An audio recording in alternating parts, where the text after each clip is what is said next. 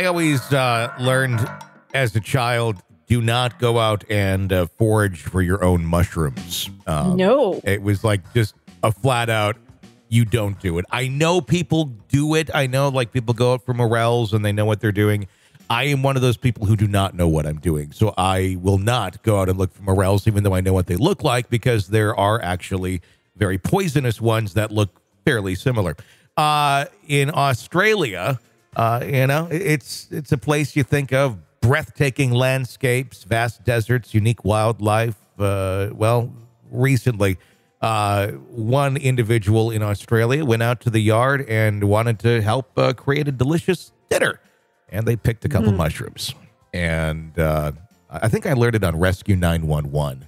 That's why I learned not to eat mushrooms from the outside, because I think someone died in the episode. It was horrible. And that's the thing. It's not like you just die in your sleep. You die a horrible death because you've been poisoned. Yeah, it's not like trippy mushrooms either. I'm sure those are out there too, but you're like really kind of taking a gamble of you're going to have a really good trip, you're going to have a horrible trip, you're going to die, or you're going to have a delicious dinner. All in the one little thing you foraged out there. You don't really know what you're going to get. Erin Patterson had a dinner party, took a dark turn that no one anticipated. She painstakingly prepared a beef Wellington, which is not an easy thing to prepare correctly. Tell us what a beef Wellington is, if you would, please, because you have a culinary degree. I don't think I've ever prepared one, honestly. I've had one. It's good. It's a classic dish. It's one of those, if you look at old movies, they're like, the beef Wellington, please. Yes. It's an English origin dish. It involves enveloping a tenderloin cut in a flaky puff pastry and then packing it with a blend of spices and mushrooms, typically mushrooms, thyme, shallots, and that's basically caked around the thing, and then there's a puff pastry around it, and you bake it, and you cut it, and it should be, nice and juicy and delicious. So let me ask you this from a cooking perspective, because I have my head stuck on food TV constantly.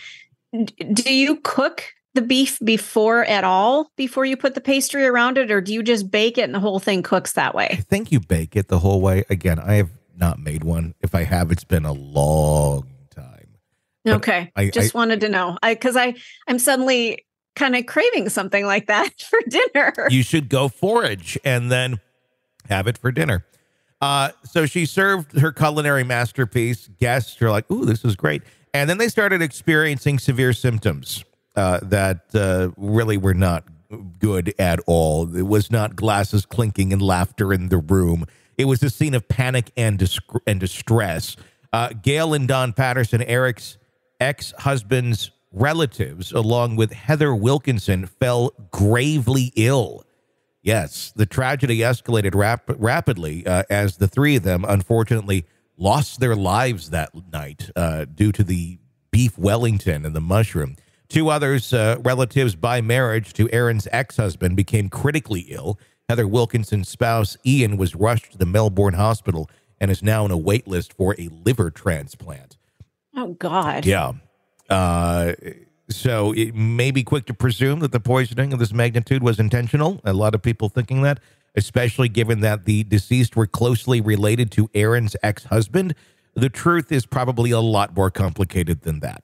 What adds a layer of complexity to it is that Erin, along with her children, consumed a different meal that evening, leaving them untouched by the deadly ordeal. Uh-oh. Seems a little odd, but I don't know necessarily that it was murder. I have kids here in my house that I'll make something and it's a little bit too out there, and it's like, we're going to have mac and cheese. You're like, all right, whatever. It's not worth the argument. But something just doesn't feel right about that. I mean, I guess I get it, but who all didn't eat the food? Was it just the kids or her and the kids? Yeah. Well, why didn't she eat it? She made this really tremendous masterpiece and then didn't eat it. Maybe she has an allergy to beef.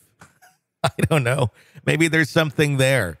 Erin expressed her sorrow. I can't believe that this happened. I am so sorry that they lost their lives. She expressed her voice filled in disbelief. I just can't fathom what happened. Later, Erin admitted to having misled the authorities initially, yet she fervently reiterated her innocence. She said, "I am now devastated to think that these mushrooms may have contributed to the illnesses suffered by my loved one." She further emphasized that she had no conceivable motive to harm those that she loved. But what could have turned a luxurious dish into a deadly weapon? Well, it's a variety of mushrooms that she used. I'm guessing she didn't know what they were called.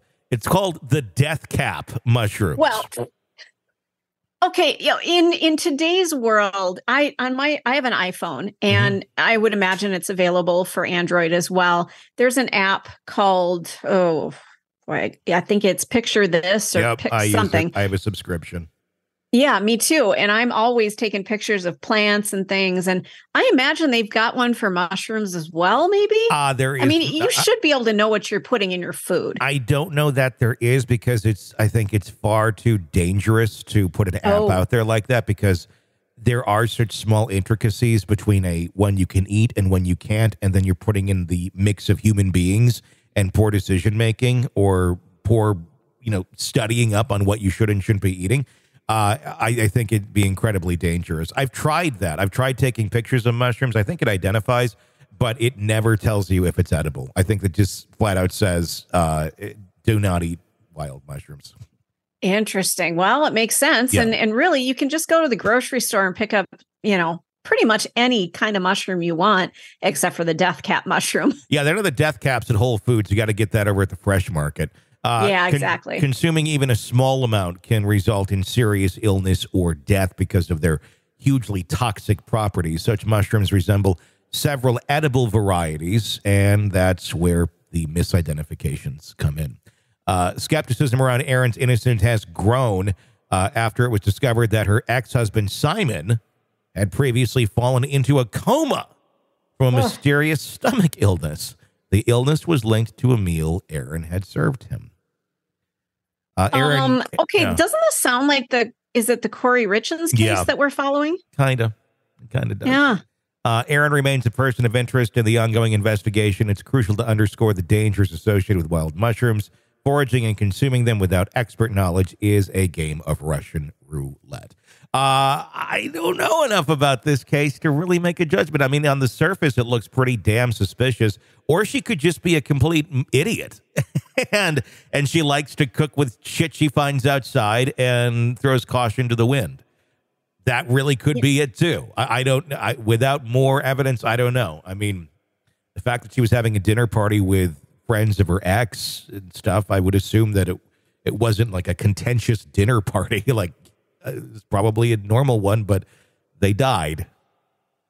Well, and there's a fabulous show on Apple TV called, I think it's After Party. And this story just totally reminds me of it.